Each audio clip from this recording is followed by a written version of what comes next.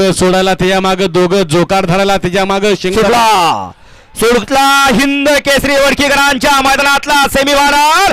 5 पळतोय आणि ज्या 5 मध्ये सुद्धा 9 गाड्यांच्या मध्ये लढत चालू आहे. कोण होतोय 5वा गुलालाचा मान खरे.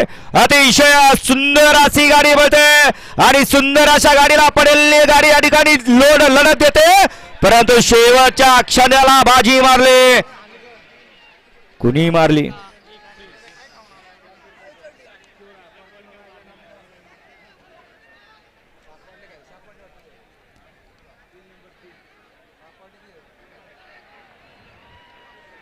सेमीफायनल 5चा निकाल.